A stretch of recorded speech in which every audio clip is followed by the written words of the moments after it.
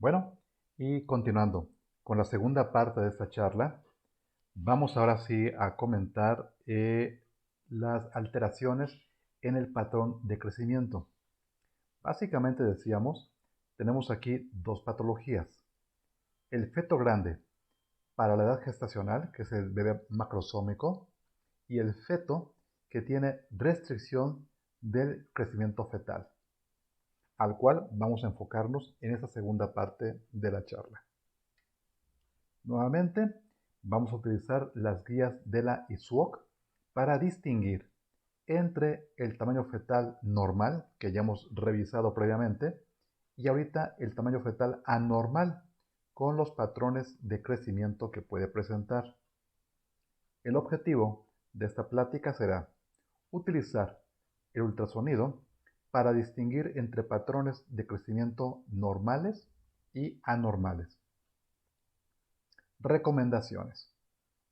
Las siguientes abreviaturas o los siguientes términos son los que deberían utilizarse para describir tamaño fetal y crecimiento. Y estos son: adecuado para la edad gestacional, pequeño para la edad gestacional, grande para la edad gestacional y restricción de crecimiento fetal. Es muy importante, si yo tengo una restricción del crecimiento fetal, ponerle apellido. Y tengo que diferenciar si es una restricción de comienzo temprano, que lo detecté en menos de 32 semanas, o de comienzo tardío, que lo estoy detectando más de 32 semanas. Lo que sí ya no es válido actualmente es utilizar los términos simétrico y asimétrico, ya que estos términos no proveen ninguna información clínica importante en cuanto a la etiología o al pronóstico de la restricción del crecimiento fetal y por lo tanto ya no deben de ser aplicados. Esta parte de la charla está basada básicamente en el consenso que la Federación Argentina de Ginecología y Obstetricia presentó en 2017 y que fue basado en la restricción del crecimiento intrauterino. Por definición, esto, pregunta de examen, ¿qué es la restricción del crecimiento intrauterino? Es la expresión insuficiente del potencial genético de crecimiento fetal. Es decir, este feto, que tenía un potencial de llegar a un tamaño, se quedó insuficiente en su desarrollo. Y es también llamado como crecimiento intrauterino restringido, o las siglas de CIR. Hay que recordar, los niños y las niñas van a tener una curva de crecimiento diferente. Las niñas, por lo general, tienen un peso menor en 150 gramos en relación a los niños. Y es importante que hagamos los percentiles 3, 10, 50, 90 y 97 para determinar los fetos pequeños, los fetos adecuados para la edad gestacional y los fetos grandes para la edad gestacional, tanto en niños como en niñas. Estas tablas hay muchas en internet. Por ejemplo, esta se encuentra en el Lancet 2014, es la referencia, pero ustedes pueden encontrar múltiples tablas buscando en internet. La revista Time publicó hace tiempo en su portada esta aseveración: el crecimiento fetal impacta tardíamente en nuestras vidas. Es decir, estos 9 meses de gestación van a significar cómo se va a comportar en la vida adulta el estado de salud de un individuo.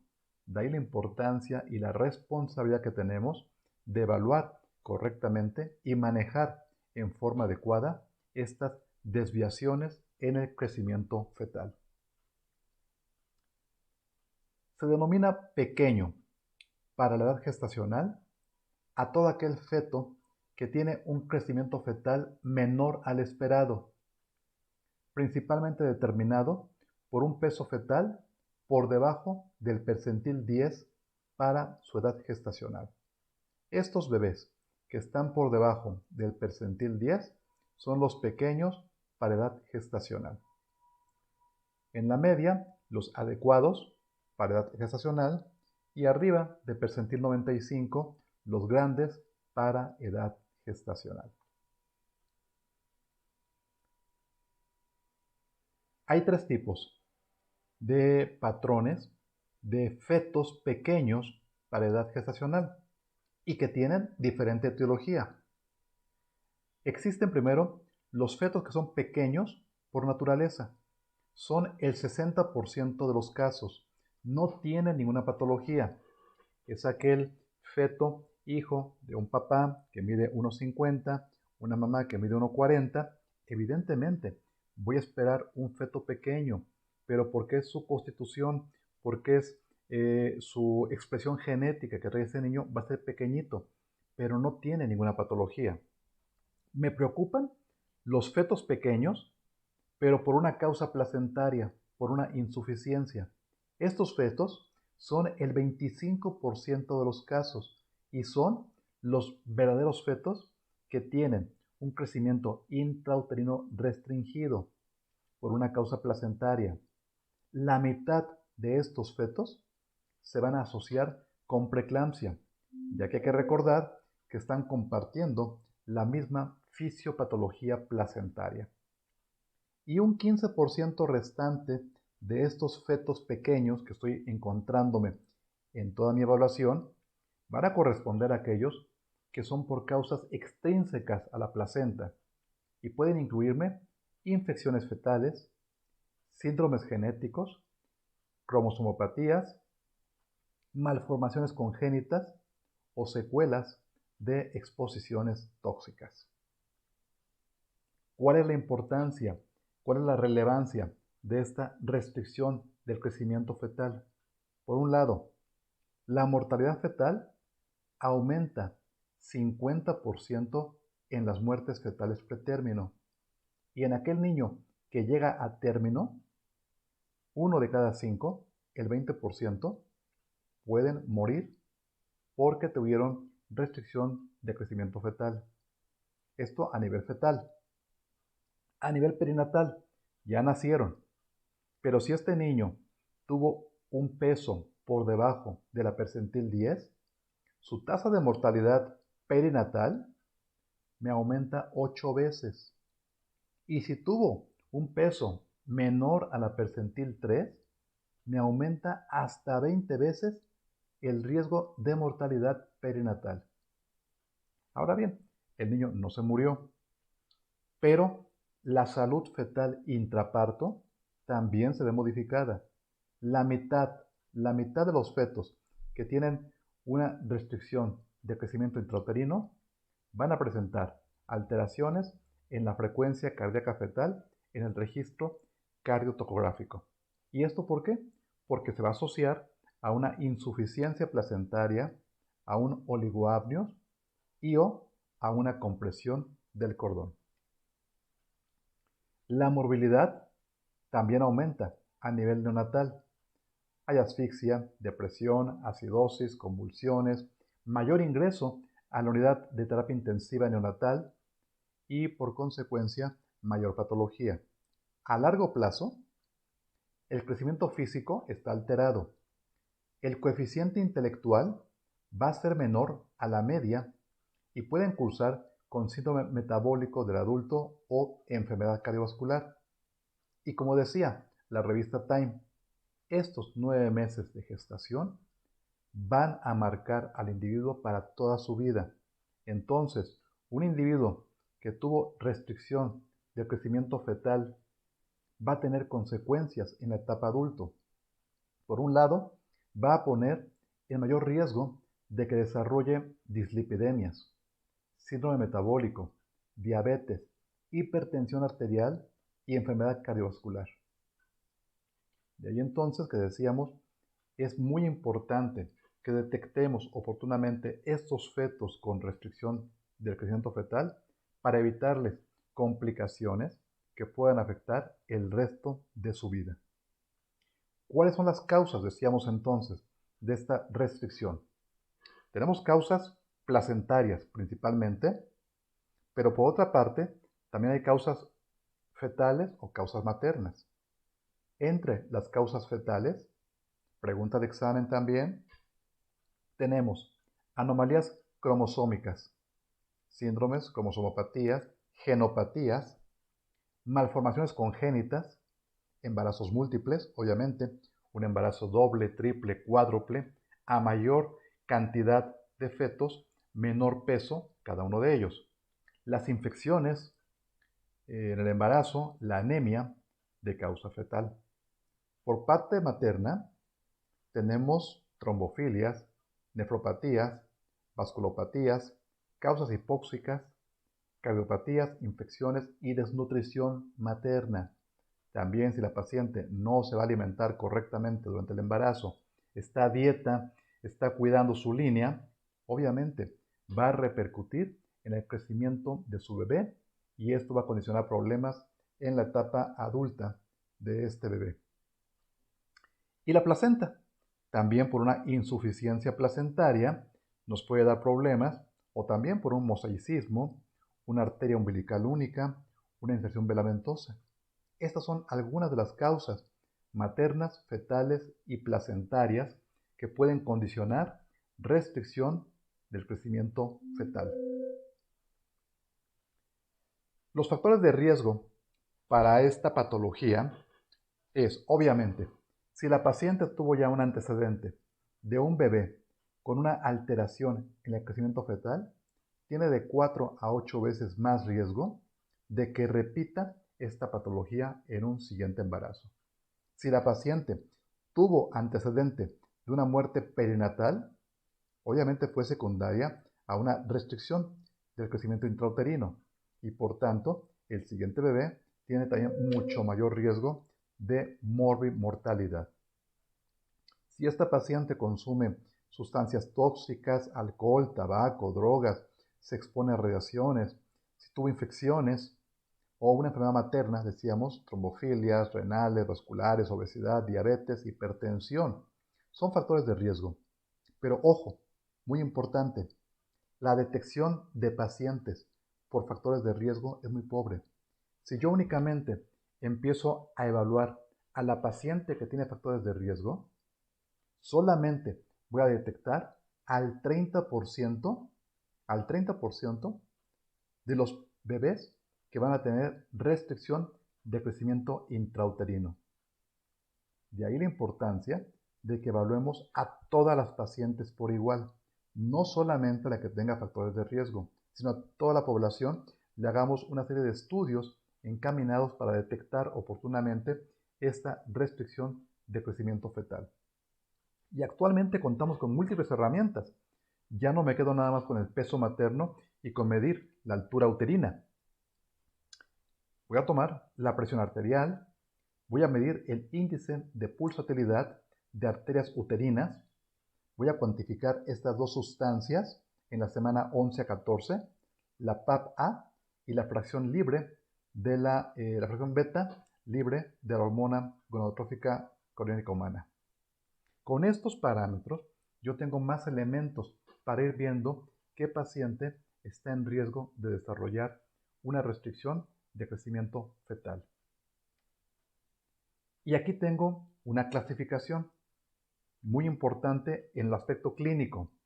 Voy a diferenciar entre una restricción de crecimiento fetal que aparece temprano, antes de semana 32, y aquella que aparece tardía, más de 32 semanas. Acuérdense que decíamos en un principio, hay que ponerle apellido a la restricción de crecimiento fetal, temprano o tardío, en base al parámetro o al corte de las 32 semanas. ¿Por qué? Porque la restricción de crecimiento fetal temprano es fácil de diagnosticar, pero más difícil de tratar. En cambio, la restricción de crecimiento fetal tardía es mucho más difícil de diagnosticar, aunque cuando se diagnostica es más fácil de tratar. Y vamos a ver las diferencias entre una y otra. Por un lado, la que aparece en forma precoz tiene una incidencia baja, es una gran ventaja. Decíamos que es grave, pero tiene una incidencia baja. Es más frecuente que tengamos un CIR tardío, es mayor la incidencia. Las causas placentarias son las principales en un CIR precoz y la causa placentaria es menos frecuente en un CIR tardío.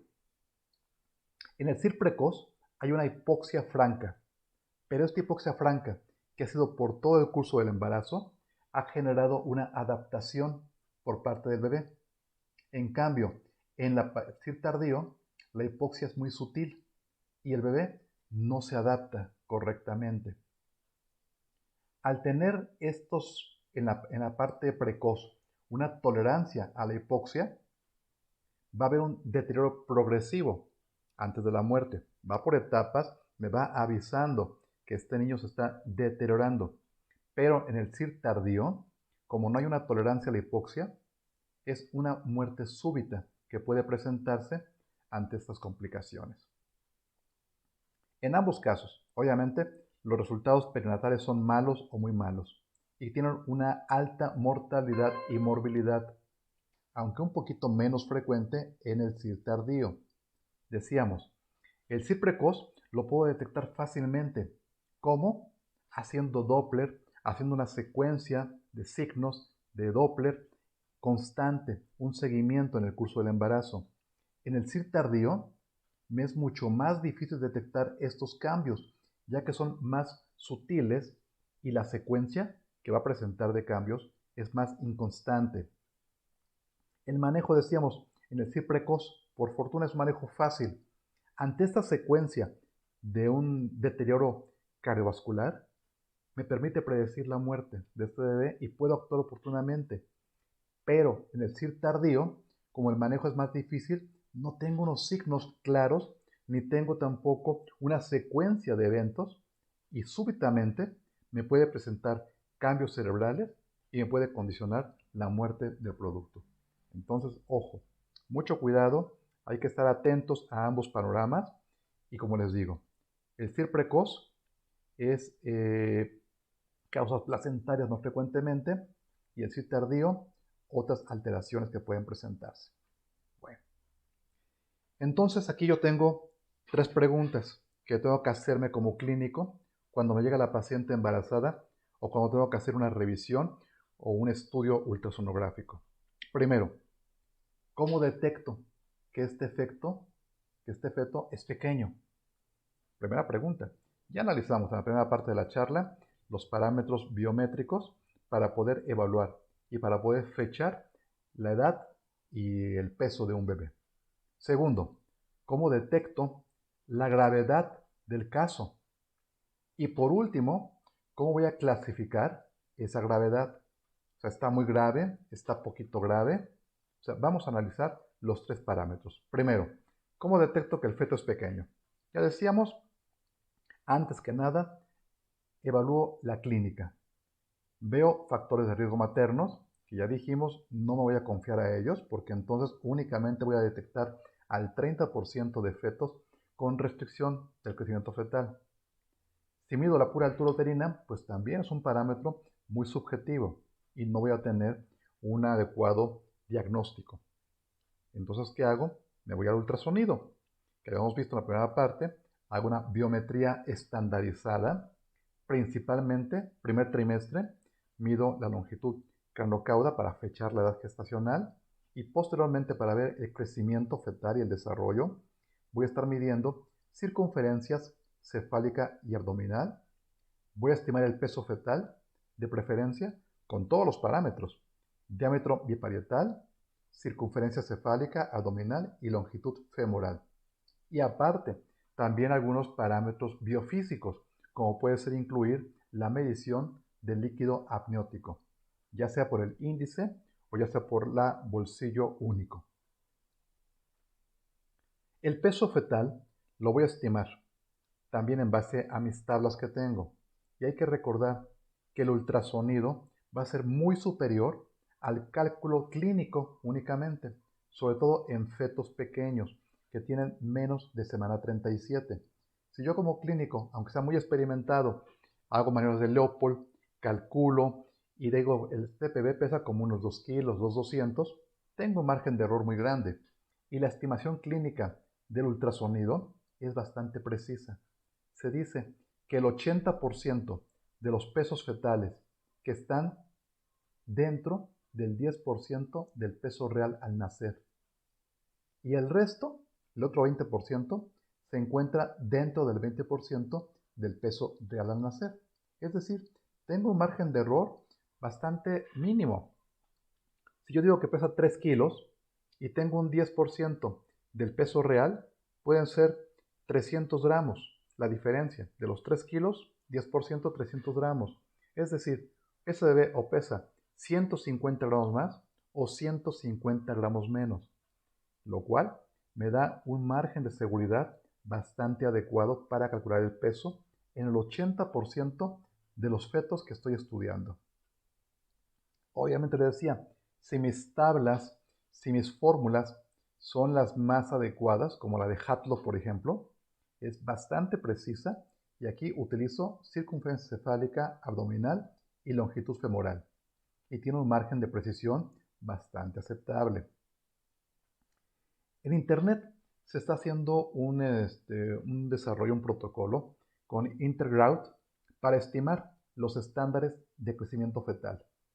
Esto está aquí la referencia en el ultrasón de ginecología y obstetricia 2017 y es importante por lo siguiente. Mis tablas de Hadlock están estandarizadas para una población, pero la estamos aplicando en Europa, en Asia, en América, en todos los países estamos utilizando esa misma tabla. No es lo mismo un niño asiático que un niño americano. Por esta razón, Interground está buscando realizar unas tablas más adecuadas a la población. La OMS está haciendo un estudio en el cual proporciona tablas de crecimiento fetal con mediciones biométricas, pero con la variación entre las diferentes partes del mundo. Estas tablas, aquí está la referencia bibliográfica, American Journal de Ginecología del 18, están haciendo ya esta evaluación. Están diferenciando por razas, por regiones, para tener tablas más adecuadas a esa población. A final de cuentas, no existe ningún acuerdo internacional y lo más adecuado sería que ustedes utilicen tablas locales que generen en su hospital, en su comunidad, en su región, una tabla de crecimiento fetal de acuerdo a su población. No es lo mismo para mí, aquí en México, tomar una circunferencia cefálica de un niño de Yucatán que de un niño de Oaxaca. Obviamente va a haber diferencias y es lo más adecuado que yo tenga mis tablas estandarizadas a la población que estoy revisando. Con esto me surgen aquí dos interrogantes. Este niño que estoy revisando es un niño pequeño en forma no patológica, es un pequeño para la edad gestacional, constitucional, o es realmente un niño que tiene una restricción del crecimiento fetal. Los fetos pequeños para edad gestacional son pequeños abajo del percentil 10, pero se encuentran sanos, son constitucionalmente pequeños por naturaleza, no tienen patología. En cambio, los niños que tienen restricción del crecimiento fetal se refiere a un crecimiento deficiente que se asocia a un resultado adverso, neonatal, perinatal o en la etapa adulta. A veces es difícil diferenciar cuál es el niño pequeño que el niño que tiene restricción, ya que tenemos al niño que se encuentra aquí sano, sin patología, pero está chiquito, simplemente pesa abajo de percentil a 10, pero no tiene patología. Y acá tenemos al niño francamente con patología, que me da alteraciones, que tiene una insuficiencia placentaria, alguna alteración cromosómica o genética. Pero a veces estos que se encuentran aquí, que se pueden aquí estar sobreponiendo unos con otros, son los que me causan confusión. Y vamos ahorita a analizar cómo diagnosticarlos. Primero, para distinguir entre el feto pequeño y el que tiene restricción, cosa muy importante, que tenga fechas correctas de edad gestacional. Porque si estoy fechando a un niño con una edad incorrecta, ya de ahí no tengo un diagnóstico de precisión. Segundo, que esté utilizando correctamente esas medidas, que yo esté evaluando y que tenga una edad, un tamaño, un peso adecuado, utilizando lo que decíamos en la primera parte de la plática, las herramientas correctas para evaluar la biometría. Y luego, lo más importante, saber manejar el cuadro clínico. ¿Cómo voy a hacer el seguimiento? ¿Cómo voy a hacer el manejo de este niño que ya detecté que tiene una restricción del crecimiento fetal? ¿Cómo lo distingo? Muy fácil, por medio del Doppler. El Doppler va a ser la piedra angular que me va a permitir a mí distinguir entre aquel niño pequeño, pero que se encuentra sin patología, y el niño pequeño que sí tiene una restricción del crecimiento fetal. Y para esto voy a utilizar Doppler de arteria umbilical, de arteria uterina, de arteria cerebral media e incluso el ductus venoso para ver complicaciones más tardías como la acidosis fetal. Entonces, la diferencia entre el pequeño para edad gestacional es aquel niño que se encuentra chiquito, que está entre los percentiles 3 y 10, pero que tengo un estudio Doppler normal. Es decir, la arteria umbilical, la arteria uterina, la arteria cerebral media se encuentran dentro de las percentilas correctas. No tengo alteración hemodinámica, simplemente es un niño pequeñito, entre percentila 3 y percentila 10. Ahora bien, si este niño está abajo de percentila 3, ahí sí, aunque tenga un Doppler normal, ya por el puro peso, abajo de percentil 3, ya es una restricción del crecimiento fetal. O bien, el que está entre percentila 3 y percentila 10, pero que ya tiene cambios anormales en el Doppler, y que pueden ser cambios en la arteria umbilical, en la arteria uterina o en la arteria cerebral media. Este parámetro del Doppler me va a dar entonces el diagnóstico de la restricción de crecimiento fetal. Y la voy a detectar como por ultrasonido. Primero, voy a hacer una estimación seriada del peso. Y esta estimación seriada es mucho más exacta que una estimación individual. Si yo veo a la paciente una sola vez y la encuentro que el percentil está entre el 3 y el 10, lo más adecuado es hacer un seguimiento para ver cómo se comporta este crecimiento fetal. Y voy a estar repitiendo el estudio cada 2 a 3 semanas. La ecografía de rutina después de la semana 24 en una paciente con un embarazo de bajo riesgo no mejora el resultado perinatal. Si yo tengo ya la paciente, ya la revisé, ya la analicé, no tiene patología en el Doppler, no tiene ninguna patología el bebé, está chiquito nada más y es un embarazo de bajo riesgo, no me preocupo, le hago un seguimiento de rutina. Pero si yo encuentro que esta paciente se encuentra con un peso bajo, le voy a hacer un seguimiento, que puede ser cada 2 o cada 3 semanas. Ojo, muy importante, no es lo mismo que yo tenga un bebito que todo el tiempo, desde que empezó el embarazo, ha estado en percentila 10, percentila 10, percentila 10, percentila 10, y se ha mantenido ahí su curva de crecimiento fetal. Aquel embarazo en el cual empezó en percentila 50, 50, 50, y de repente se cae a percentila 12. O sea, este bebé aún no entra en percentila 10, aún no tengo un Doppler alterado, pero más sin embargo, de ir en percentila 50, ya se me cayó a percentila 12. Este niño es un niño que está en riesgo y que tengo que manejar como una restricción del crecimiento fetal, aun cuando no cumpla con el requisito de estar por debajo de la percentila 10 o aun cuando no tenga un Doppler alterado. Y como les repito, el otro, que se mantuvo todo el embarazo en percentila 10, 10, 10, 10, este niño no tiene problema si su Doppler está normal. Esta es la diferencia más importante para detectar la restricción del crecimiento fetal por ultrasonido. Y obviamente, Si esta paciente tiene factores de riesgo, voy a tener mucho mayor enfoque en revisar y hacer un seguimiento adecuado, ya que voy a estar haciendo una predicción adecuada de la restricción de crecimiento fetal. Hay que recordar, la paciente no embarazada, sus arterias espirales, como se encuentra, en la paciente con embarazo normal, tenemos una vasodilatación que está permitiendo el aporte sanguíneo, pero en la paciente con preeclampsia, con insuficiencia placentaria, vamos a tener altas resistencias que van a condicionar, por un lado, la preeclampsia y por otra parte, la restricción de crecimiento fetal.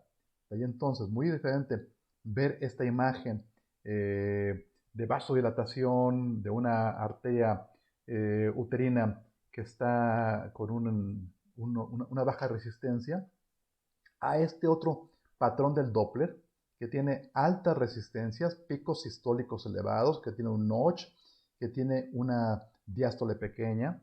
O sea, esta paciente tiene mucho mayor riesgo de complicaciones placentarias y ese es el patrón que yo quiero ver, en el cual se encuentra una vasodilatación correcta a nivel placentario. ¿Pero qué es pequeño entonces? Pequeño va a ser aquel bebito que se encuentra por debajo de la percentil 10, ya hemos comentado. Y para esto tenemos un algoritmo que me va a permitir identificar al que es pequeño de aquel que tiene una restricción del crecimiento fetal. Primero voy a ver, este bebé ya lo feché, ya tengo el peso y está por debajo de la percentil 10. Primera pregunta, ¿su última regla es correcta? Para decir que realmente es la edad y que lo estoy poniendo en la tabla para el peso correcto. Si me dice que la última regla no es correcta, entonces no es un pequeño para edad gestacional, ya que no tengo un parámetro para poder evaluar la edad del bebé. Pero si me dice que sí, que la última regla es correcta y que se encuentra por debajo de la percentila 10, en ese caso entonces voy a investigar. ¿Este niño tiene alguna alteración aparte del peso pequeño? ¿Está malformado? ¿Tiene infecciones? ¿Tiene cromosomopatías? Y para esto le hago una ecografía detallada, le hago un 11-14, le hago una estructural, le hago una neurosono o una ecocardio, sobre todo si está en una percentila por debajo de percentila 3. Le hago pruebas serológicas para detectar citomegalovirus, toxoplasmosis. Analizo tóxicos en orina para ver si no consumen estupefacientes, drogas, el síndrome antifosfolípido, un cariotipo, para ver si no tiene algún síndrome cromosómico, y le mido tensión arterial, proteinuria, perfil hepático, para descartar un síndrome hipertensivo inducido por el embarazo. Si todo esto me sale positivo, tiene una malformación, tiene una infección, tiene una cromosomopatía, entonces este bebé es un feto pequeño para edad gestacional, pero anormal. Tiene una patología de causa extraplacentaria. Está anormal porque tiene cromosomopatía, tiene infección, está malformado y es pequeño por esa razón. Pero si por el contrario todo me sale negativo en los estudios, me voy al siguiente paso, que es hacer el Doppler de la arteria umbilical. Si este Doppler de arteria umbilical me sale anormal, estoy entonces sí ante una restricción de crecimiento intrauterino. Pero si el niño está chiquito, no tiene alteraciones, malformaciones, y la arteria umbilical está normal, no hay cambios en el patrón hemodinámico del Doppler, es simplemente un feto pequeño para edad gestacional, sin patología. Y aquí termina mi algoritmo de estudio de la paciente con sospecha de restricción del crecimiento fetal. Ahora bien, decíamos, sí, le encontré que está pequeñito y sí tiene alteración en el Doppler, sí está alterado. ¿Cuál es la gravedad del caso para este paciente? Nuevamente, Los parámetros de Doppler me van a permitir detectar cuál es la gravedad o la severidad de esta restricción. Y para eso voy a evaluar arteria umbilical, arteria cerebral media, ductus venoso en casos tardíos y las arterias uterinas. Y todo esto lo voy a extrapolar a mis tablas que yo tengo para poder evaluar el índice de pulsatilidad de la arteria umbilical, cerebral media, percentila 5, 50, 95, de acuerdo a las semanas de gestación. Como les repito, esas tablas las encontramos en internet. Esta es del Journal de Perinatología del 90, por ejemplo. Pero ustedes pueden encontrar en internet múltiples tablas y lo importante, tengan su tabla junto a su escritorio, junto a su ultrasonido y cada vez que ustedes midan un índice de pulsatilidad, vayan a la tabla y determinen en qué percentila se encuentra para poder detectar oportunamente esos bebitos que pueden tener esa restricción del crecimiento fetal. La arteria umbilical. Hay que recordar que me interesa que esta arteria esté vasodilatada, que tenga una diástole amplia. Es muy importante para el seguimiento del CIR precoz, es decir, para aquel que es detectado antes de la semana 32 de gestación. Si yo encuentro que esta umbilical se empieza a hacer pulsátil, con picos de alta resistencia, si empieza a perder la diástole, o incluso si me llega a tener un flujo reverso, esta paciente va en una secuencia de gravedad muy severa. Entonces, de ahí la importancia. Y como decíamos, el CIR precoz me va a dar una secuencia de pasos. Me permite ir viendo cómo se va deteriorando este bebé, desde aquel que tiene una umbilical normal completamente, hasta el que empieza con picos de aquí muy elevados, la ausencia de diástole o el flujo reverso. La otra parte va a ser el Doppler de la arteria cerebral media. Esto, Doppler, hay que recordar que es un flujo de alta resistencia. Y si empieza a haber una vasodilatación cerebral, en el cual el índice de pulsatilidad de la arteria cerebral media desciende por debajo de la percentila 5, es un dato ominoso, el famoso brain spotting.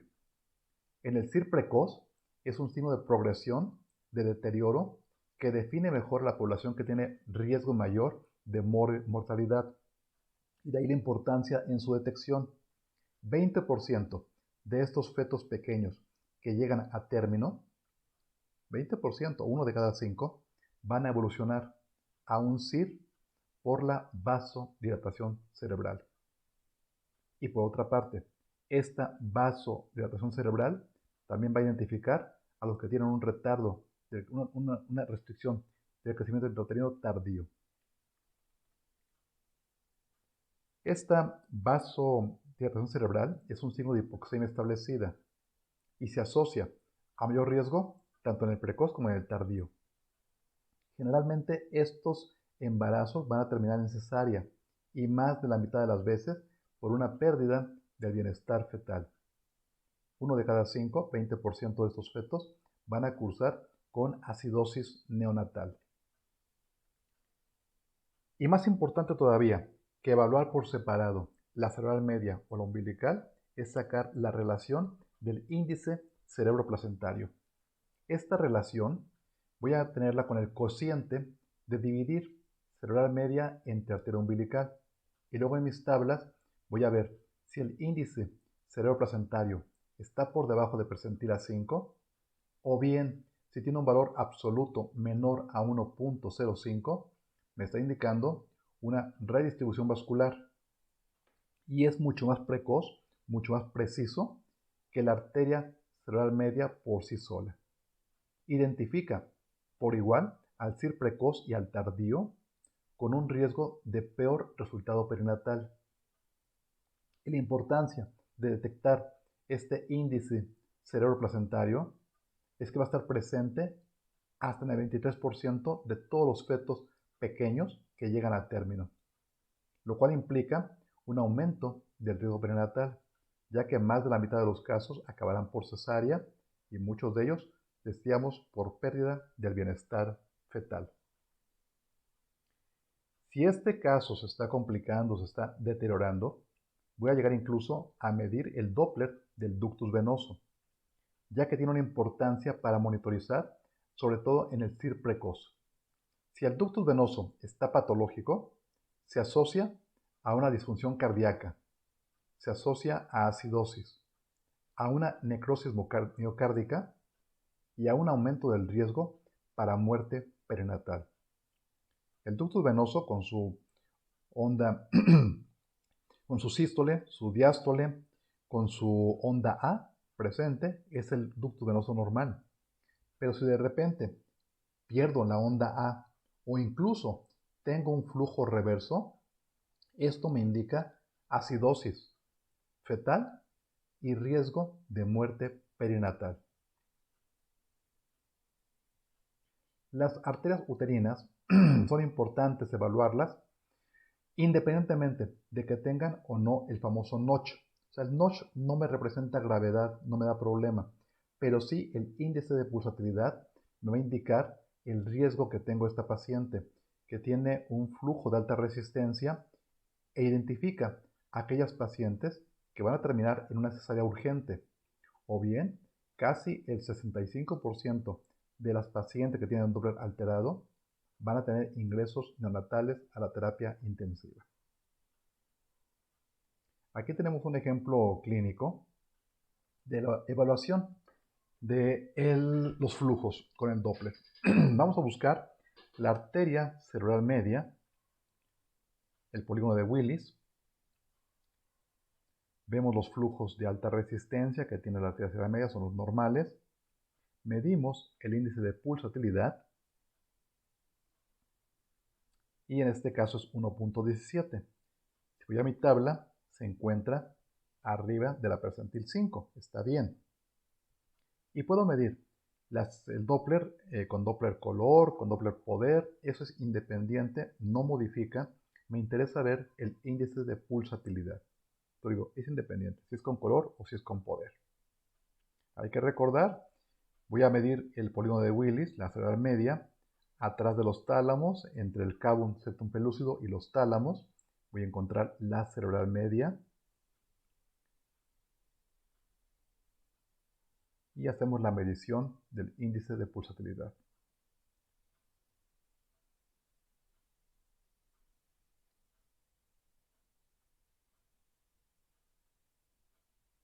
Y posteriormente me voy a buscar mi arteria umbilical en una zona que esté libre. Nuevamente lo puedo hacer con el Doppler poder, con el Doppler color, no tiene mayor relevancia. Vemos por simple imagen esta vasodilatación que tiene, es una arteria umbilical que se encuentra normal. No tengo que medirle el índice de pulsatilidad. Estoy viendo la imagen y, bueno, si ya quiero medir el índice de pulsatilidad, obviamente, yo puedo hacer con el poder o con el color. La medimos, en este caso es un índice de pulsatilidad de esta umbilical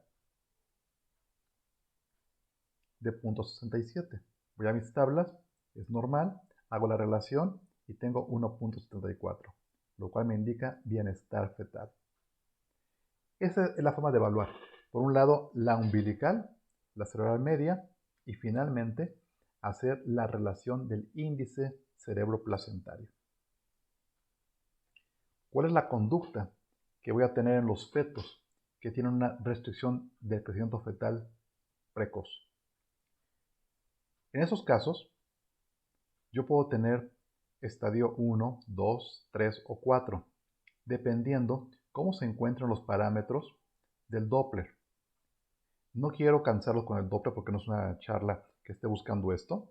Sería motivo de otras pláticas posteriores. Pero en forma general, si tengo alterado la umbilical, la cerebral media, alguna de estas alteraciones, en forma leve, puedo hacer un seguimiento semanal y puedo llegar a término con el embarazo. Pero si ya tengo una arteria umbilical con una diástole ausente o un flujo reverso, Tengo que ver a la paciente cada 2 o cada 3 días y posiblemente cuando mucho llegaré a semana 34 de este embarazo y voy a terminar generalmente por cesárea. Si ya tengo un arteria umbilical con un flujo reverso, tengo que ver a la paciente cada 24, cada 48 horas y cuando mucho voy a llegar a semana 30 y también interrumpir el embarazo por cesárea.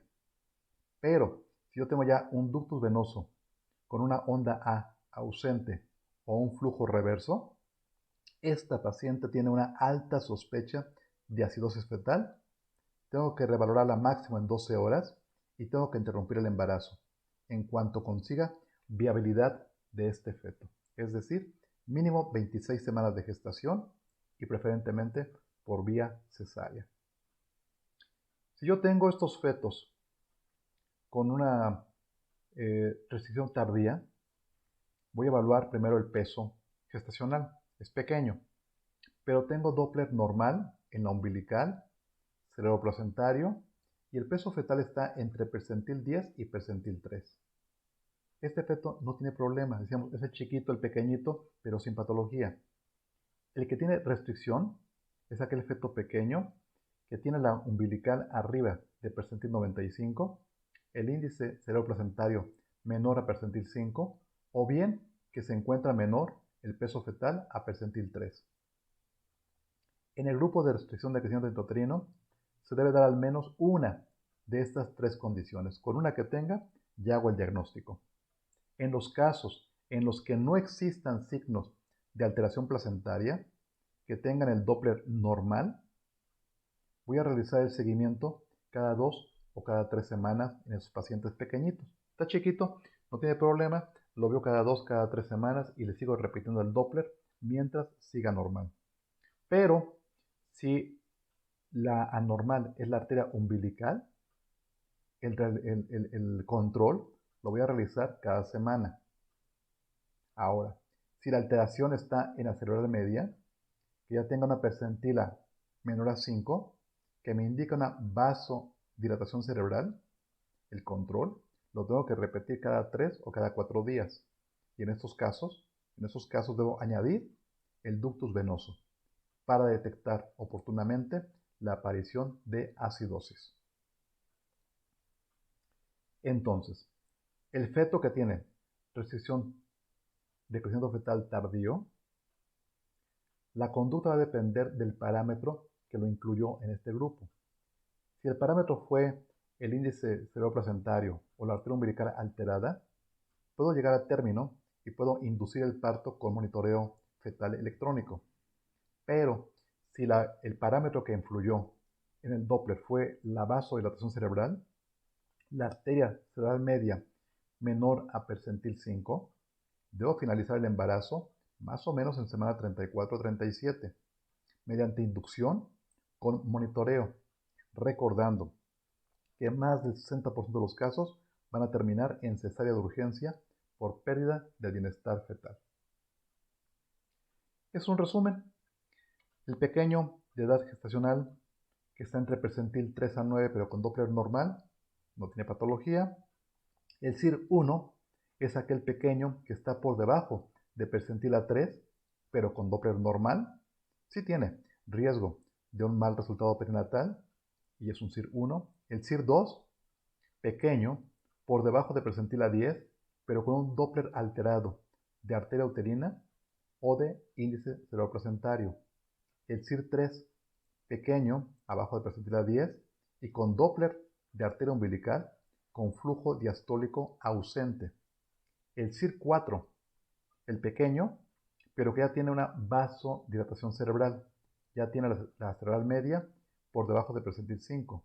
Y el CIR5, el más grave, está el pequeño abajo de percentil 10 y aparte tiene un criterio de gravedad. Un perfil biofísico alterado, menor a 4 o a 6 con oligoapnios, un registro cardiotopográfico patológico, una redistribución venosa con un flujo diastólico ya reverso en la arteria umbilical, o bien un ductus venoso que ya se encuentra con ausencia de onda A o con flujo reverso. Finalmente, los puntos clave. Utilizar el diámetro biparietal, circunferencia cefálica, abdominal y longitud femoral para evaluar el peso fetal. Dejar mínimo 2 semanas entre una revisión y otra para tener parámetros de evaluación adecuada. Tener mucho cuidado con las causas de deterioro fetal y aumento del crecimiento fetal. Evaluar el patrón de crecimiento para monitorear el riesgo de anomalías asociadas. Evaluar parámetros biofísicos como son el líquido amniótico y el bienestar fetal durante todas las exploraciones que realicemos. Diagnosticar fetos pequeños, todos aquellos fetos que estén por debajo de percentila 10, y hacerles a todos protocolo de estudio en todos los casos, no únicamente a los que tienen factores de riesgo. A todo aquel pequeño por debajo de percentila 10 le haré Doppler de umbilical, cerebral media, uterina, y si ya se encuentra con un CIR avanzado, incluso el ducto venoso, para detectar acidosis. Tener la diferencia entre el CIR de aparición precoz y el CIR tardío, y descartar ese concepto que tenemos, que todos los pequeños para edad gestacional son niños sanos. No, no todos son sanos. Hay que detectar al que tiene restricción del crecimiento fetal. Muy importante, detectar con el Doppler cuando se encuentra la cerebral anómala, ya que eso identifica riesgo de mal resultado perinatal y del neurodesarrollo. Clasificar el CIR 1, 2, 3, 4 o 5 para ver la gravedad. En conclusión, la realización y la interpretación de la biometría fetal es un componente importante de la práctica de la ultrasonografía obstétrica. En fetos en los cuales la edad gestacional fue establecida con seguridad, la medición de los parámetros biométricos y su proyección a un peso fetal estimado, utilizando cualquier fórmula que ustedes quieran, permite la detección y la monitorización de los fetos pequeños. La valoración ecográfica seriada del tamaño fetal en un periodo de tiempo determinado puede proveer información útil sobre el crecimiento, con la posibilidad de mejorar la predicción de aquellos fetos pequeños para edad gestacional, particularmente los que se encuentran con mayor riesgo de morbilidad y mortalidad fetal. Es razonable creer que no solamente las mediciones, sino también las fórmulas de peso fetal estimado y la construcción de tablas de referencia mejorarán significativamente nuestra práctica actual. El tamizaje para restricción del crecimiento fetal optimizado puede realizarse utilizando una aproximación combinada que incluya la biometría, así como también otros marcadores clínicos, biológicos o imagenológicos. Sin embargo, este objetivo estará al alcance solo cuando el componente biométrico esté mejor estandarizado para todos aquellos profesionales que atienden y cuidan a las mujeres embarazadas. Bueno, pues muchas gracias. Quedo a sus órdenes. Síganme en las redes sociales que están aquí abajo. Cualquier duda que tengan, cualquier comentario, será bien recibido. Nuevamente, gracias por su atención y hasta la próxima.